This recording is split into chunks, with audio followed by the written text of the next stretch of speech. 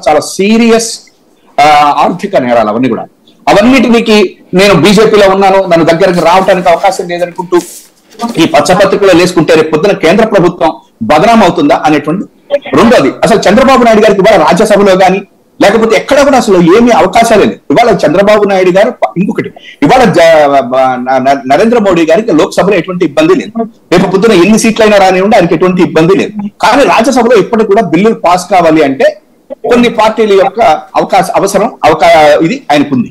అటువంటి పరిస్థితుల్లో ఇవాళ జగన్మోహన్ రెడ్డి గారి దగ్గర ఉన్నటువంటి 11 సీట్లు మనం గనక మంచి ఇవి తీసుకుని వస్తే ప్రజాస్వామ్యానికి సంబంధించి ప్రజలకు కావాల్సిన ఇవి మనం తెస్తుంటే అతను ఎక్కడా కూడా దాని బ్లాక్ మెయిల్ రాజకీయాలు చంద్రబాబు చేసినట్టు చేయకుండా ఒక పద్ధతిగా ఉన్నాడు కాబట్టి అతనితో వెళ్ళటం మంచిదా, లేకపోతే బాబు గారు లాంటి వాటితో వెళ్ళటం మంచిదా?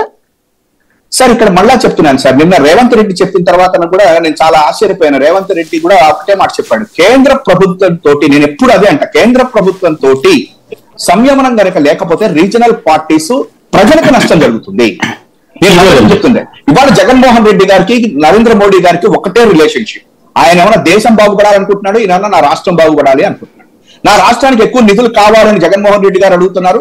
రాష్ట్రం పార్ట్ ఆఫ్ మై ఇదే కదా, అటువంటిప్పుడు అతను బాగా పరిగెత్తుతున్నాడు, బాగా ప్రోగ్రెస్ గా వెళ్తున్నాడు యువకుడు, కాబట్టి అతనికి ప్రోత్సహిస్తే మనకు వచ్చిన నష్టం ఏంటి అని చూస్తున్నాడు తప్ప అతను బీజేపీనా కాదా లేకపోతే చంద్రబాబు లాగా నేను సీనియరా కాదా ఇవన్నీ లెబ్బు అనేటువంటి ఇదిలో వాళ్ళిద్దరు మంచిగా జరుగుతుంది తప్ప పార్టీ పరంగా జగన్ గారు మోడీ గారు కలిసే ప్రసక్తి లేదు.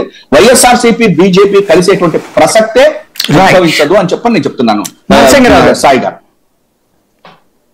ఇక్కడ అసలు టీడీపీ, బీజేపీ, జనసేన ఈ 3 పార్టీల్లో పొత్తు ఎవరికి కావాలి, ఎందుకు కావాలి? సరిగ్గా పెట్టుకోండి, మీ వీడియో రివర్స్ లో కనపడుతుంది.